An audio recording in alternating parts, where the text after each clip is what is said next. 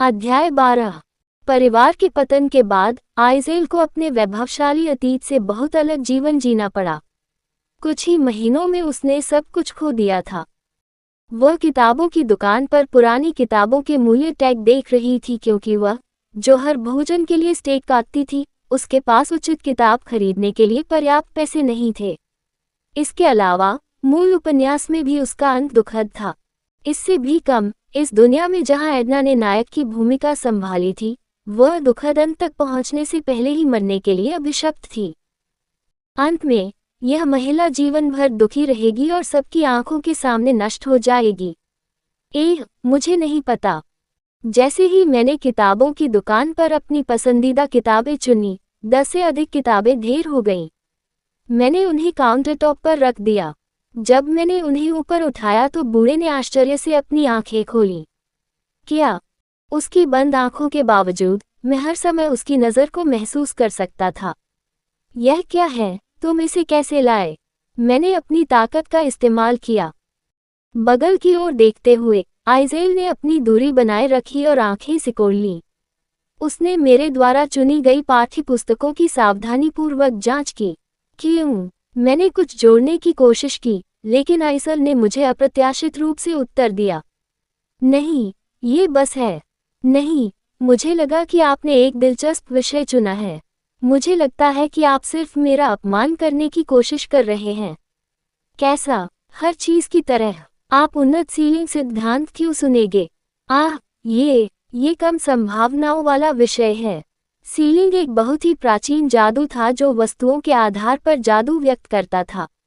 उदाहरण के लिए कर्मचारी। हालांकि चून की एन्चांटमेंट तकनीक कीमिया और जादू इंजीनियरिंग के विकास के माध्यम से बनाई गई थी, यह एक ऐसी तकनीक बन गई जो स्वाभाविक रूप से खो गई थी। यहाँ तक कहा गया कि इसकी एकमात्र उपलब्धि कर्मचारियों का आविष्कार करना था। जादुई सरकार ने सीलिंग अध्ययन के लिए समर्थन बंद कर दिया, इसलिए जब विद्वान अपनी नौकरियां खो रहे थे, कुछ छात्रों ने इस पाठ्यक्रम को लेने की पेशकश की, और स्वाभाविक रूप से पाठ्यक्रम समाप्त होने के कगार पर था। लेकिन मैं जानता था कि यह विषय समाप्त नहीं होगा और अंत तक जीवित रहेगा। कोई भी अन्य विषय की तुलना में कम समय व्यतीत कर सकता है और फिर भी उच्च अंक प्राप्त कर सकता है। आप जानते हैं कि कोई संभावना नहीं है, तो क्यों? उसने मेरी ओर ऐसे भाव से देखा, तुम क्या बकवास कर रहे हो? मैं यह नहीं कह सकता कि मैंने इसे खेल में देखा था। आखिरकार ये शर्मनाक था। वैसे भी मुझे आगे बढ़ना चाहिए। बातचीत जारी रखना मुश्किल था, इसलिए मैं किताबों की दुकान से बाहर निकला और पीछे मुड़कर देखा तो आइजेल अपने चेहरे पर उत्सुक अभिव्यक्ति के साथ सीलिंग अध्ययन के परिचय को घूर रही थी। दूसरी ओर उसकी अभिव्यक्ति आशाजनक नहीं लग रही थी। अगला दिन, सही मायनों में आज क्लास का पहला दिन था। पहली क्लास। आइजेल ने समय सारिणी की जांच की और पाया कि स्टेला अकादमी में पहला व्याख्यान how to look into the world नामक विषय था। अफवाहें थी कि वहां अच्छे ग्रेड प्राप्त करना आसान था, इसलिए भले ही यह एक गैर मुख्यधारा की कक्षा थी, उसने जल्दी से पाठ्यक्रम के लिए आवेदन कर दिया। क्या आप भी 0 वर्ग में हैं? तुम भी? ओह, मैं बर्बाद हो गया। तुम मुझसे बेहतर पढ़ाई करते हो। क्या तुम भी यहाँ ग्रेड पाने आए हो? क्या ये स्पष्ट नहीं है? मैंने सोचा था कि केवल कुछ परिचित दोस्तों को ही इसके बारे में पता होगा, लेकिन बहुत सारे बच्चे हैं। मैं पहले सेमेस्टर से ही बर्बाद हो गया हूँ। हालांकि जैसे ही यह बात फैली कि अच्छे ग्रेड प्राप्त करना आसान है, बड़ी संख्या में छात्र एकत्र हो गए। इसके अलावा जिन छात्रों को छात्रवृत्ति नहीं मिली क्योंकि वे सूची में शीर्ष पर नहीं पहुंच सके, उन्हें निर्णय लेने के लिए मजबूर होना पड़ा। ये कठिन है। यह आइजेल के लिए बहुत अच्छा नहीं था, जिसे छात्रवृत्ति प्राप्त करने के लिए हमेशा शीर्ष पर रहना पड़ता था। मुझे अन्य विषयों पर कड़ी मेहनत करनी होगी। समय कम था और पढ़ने के लिए बहुत कुछ था। अतीत पर पछतावा करने का समय नहीं था। आइजेल, जो दालान में टहल रहा था, उसने अचानक छात्रों को भीड़ लगाते हुए और दोपहर के भोजन के मेनू के बारे में बात करते हुए सुना। उसके पेट में गड़गड़ाहट हुई। ये संकेत था कि वह भोजन के लिए चिल्ला रही थी। उसने अपनी जेब से 60 शैक्षणिक टिकटों का बंडल निकाला। इस टिकट के साथ वह अकादमी में 60 बार खाना खा सकती थी, लेकिन इसके साथ पूरे सेमेस्टर तक जीवित रहने का कोई रास्ता नहीं था, इसलिए उसे इसे बार बार सहेजना पड़ता था।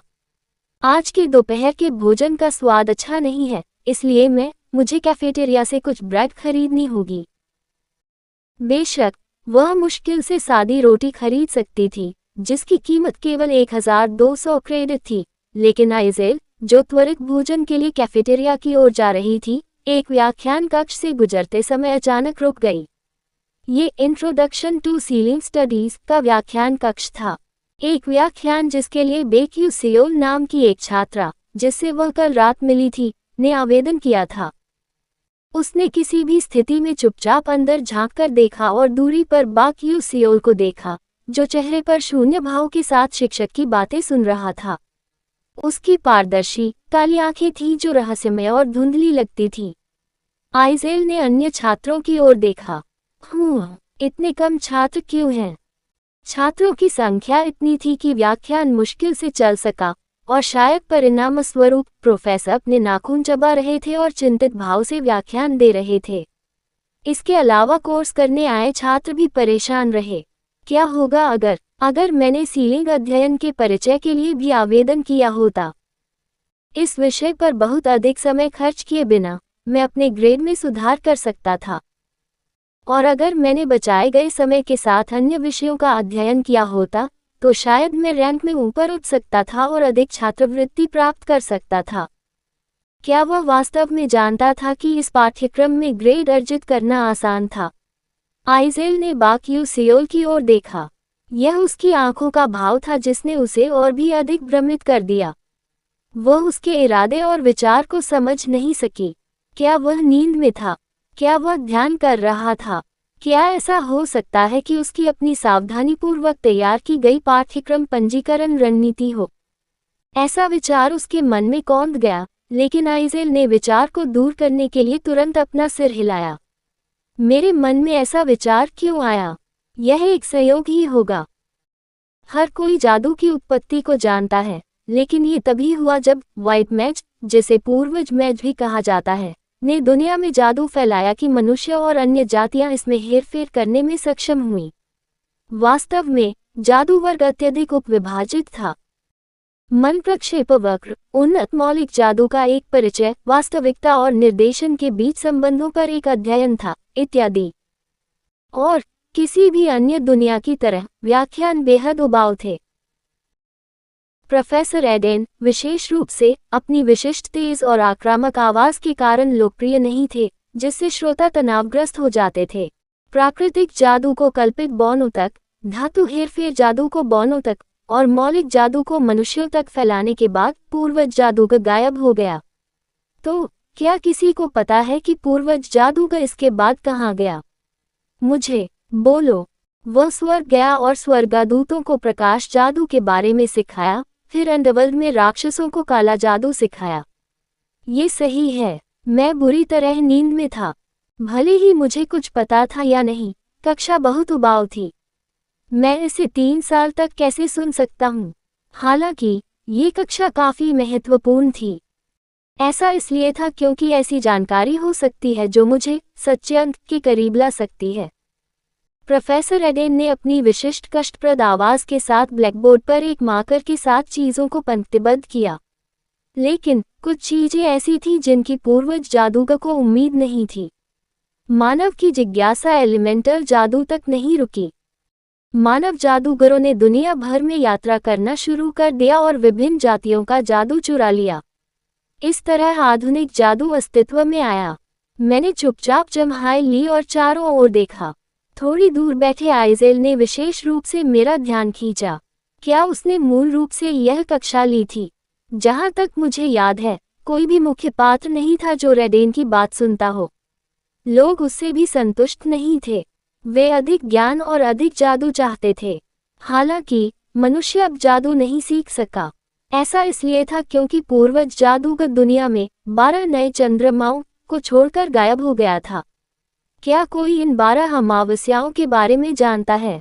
आखिरकार मुख्य बात सामने आ गई और मेरे कान खड़े हो गए, क्योंकि वह मेरी सबसे बड़ी चिंता थी। 12 अमावस्या। जब एक छात्र ने अपना हाथ उठाया तो प्रोफेसर एडेन ने उसे बोलने के लिए इशारा किया। मुझे उत्तर दो। ऐसा कहा जाता है कि 12 नए चंद्रमा महाद्वीपों के संतुलन की रक्षा के लिए तैनात संरक्षक हैं, और ऐसा कहा जाता है कि सिर्फ 1000 साल पहले तक वे पूरी दुनिया में फैल गए थे और महाद्वीपों पर नजर रखते थे। सही, उनमें से प्रत्येक ने अपनी विशेष शक्तियों से एक महाद्वीप की रक्षा की। प्रोफेसर ने ब्लैकबोर्ड पर 4 अक्षर लिखे। उदाहरण के लिए, ये कहा गया था कि अमावस्या की लौ, जो आग का प्रतीक है, एक लाल लौ है और वह लौ कभी नहीं बुझेगी। अब भी ये कहा जाता है कि यदि आप अलमानका के गहरे समुद्र में प्रवेश करते हैं तो आप लाल लौ देख सकते हैं, इसलिए यदि आप रुचि रखते हैं तो आप इसे जांचने के लिए जा सकते हैं।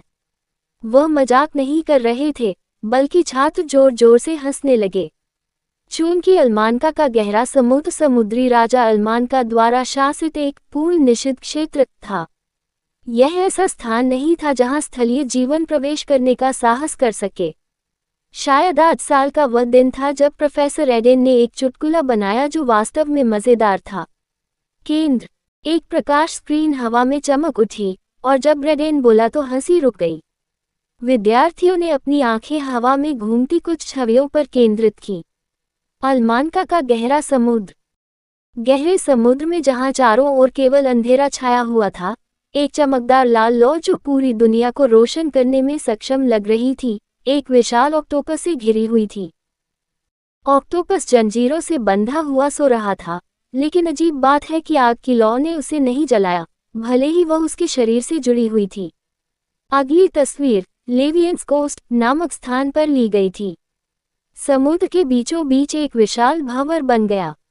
500 मीटर व्यास वाला प्रलयनकारी भंवर 12वें चंद्रमा कांस्य की शक्ति से पूरी तरह से जम गया था। एक रहस्यमयी घटना जिसे जादू से भी समझाना मुश्किल था। यह इतना आश्चर्य की बात थी कि मेरी उनींदापन दूर हो गई। इस तरह प्रत्येक अमावस्या की अपनी अनूठी क्षमताएं होती हैं, और ऐसा कहा जाता है कि जब सभी नए चंद्रमा एक साथ आते हैं तो कुछ बहुत खास होता है। यह क्या है? प्रोफेसर एडेन पहली बार एक छात्र के प्रश्न पर अवाक रह गए।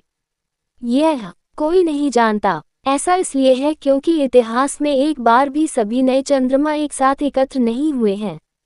ये सही है। इसका कारण यह है कि नया चंद्रमा 1000 साल पहले सो जाने के बाद कभी नहीं जागा। हालांकि जब मैं खेल खेल रहा था तो एक खिलाड़ी के रूप में मुझे 12 न्यू मून्स के कुछ हिस्सों का सामना करना पड़ा। जो लोग उनके आयोजनों से गुजरे उन्हें विशेष कौशल दिए गए या न्यू मून से आइटम प्राप्त किए गए, और स्वाभाविक रूप से मेरे पास दिलचस्पी लेने के अलावा कोई विकल्प नहीं था क्योंकि वे बहुत धोखेबाज थे। इस प्रकार मुझे कुल 5 नए चंद्रमा मिले, वह भी अन्य खिलाड़ियों से मिली जानकारी के संयोजन से ही संभव था, जिनसे मेरी मुलाकात एक बहुत ही कठिन रास्ते के अंत में हुई थी, और ऐसा कोई खिलाड़ी नहीं था जिसने मुझसे अधिक नए चंद्रमा एकत्र किए हों। इसी कारण से मैंने सोचा कि इन 12 अमावस्या के अस्तित्व का सच्चे अंत से सीधा संबंध हो सकता है। 10 साल, 10 वर्षों तक अनगिनत खिलाड़ियों ने कई विकल्पों के साथ खेल खेला था और अनगिनत अंत देखे थे। लेकिन अगर किसी ने सच्चा अंत नहीं देखा होता, तो क्या इसका उत्तर उस सामग्री में नहीं होगा जिस तक कोई नहीं पहुंच सका? और वह 12 अमावस्या थी। खेल में भी अत्यधिक कठिनाई के बावजूद मैं कई बार मौत के किनारे पर मदराते हुए 5 नए चांद इकट्ठा करने में कामयाब रहा। सच्चा अंत देखने के लिए मैं कुछ नहीं कर सका, मुझे बस फिर से प्रयास करना था। रेडेन के व्याख्यान के बाद मैं अगले व्याख्यान के लिए गलियारे से नीचे जा रहा था, तभी किसी ने मुझे पीछे से बुलाया। माफ करें। ओह, ये ईजेल था। वह थोड़ा असंतुष्ट भाव से मेरे पास आए और बोली, आप यह व्याख्यान क्यों सुन रहे हैं?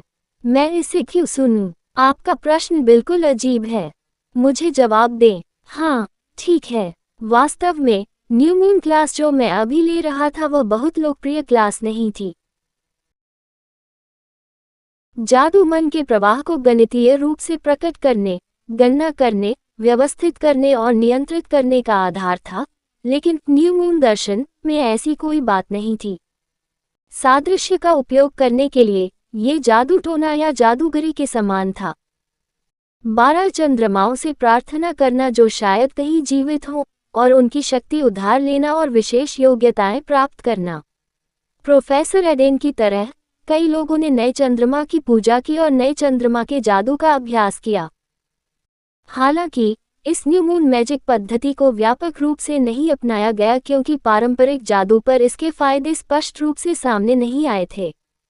कुछ क्षेत्रों में ये कहा गया कि न्यू मून चर्च के सदस्यों के साथ विधर्मी जैसा व्यवहार किया गया और उन्हें निष्कासित कर दिया गया। मैं सिर्फ इसलिए सुन रहा हूं क्योंकि मुझे दिलचस्पी है, इतना ही। हाँ, उसने एक पल के लिए अपना मुंह बंद किया, सोचा, और कुछ देर तक मुझे घूरने के बाद उसने फिर से अपने होंठ खोले। ठीक है, फिर क्या इसका ग्रेड से कोई लेना देना है? न्यू मून स्टडी मेरा शौक है। वैसे भी कुछ अजीब था। ऐसा लगता है कि आप न्यू मून स्टडी ओरिएंटेशन के दौरान वहां नहीं थे। आपने कब आवेदन किया था? ठीक है, ये है। इसके बारे में सोचें, पाठ्यक्रम में सुधार के लिए अभी भी एक अवधि थी। क्या आपने संयोग से अमावस्या अध्ययन के लिए आवेदन किया था? क्या आप नए चांद का आकर्षण जानते हैं? नहीं, तुम किस बारे में बात कर रहे हो? इतना कहने के बाद ईज़ेल घूम गया और गायब हो गया। या नहीं, तुम इसे क्यों? मैं सवाल छोड़कर अगला लेक्चर सुनने चला गया। आज दोपहर तक व्याख्यान भरे हुए थे। कहानी खत्म। अलविदा।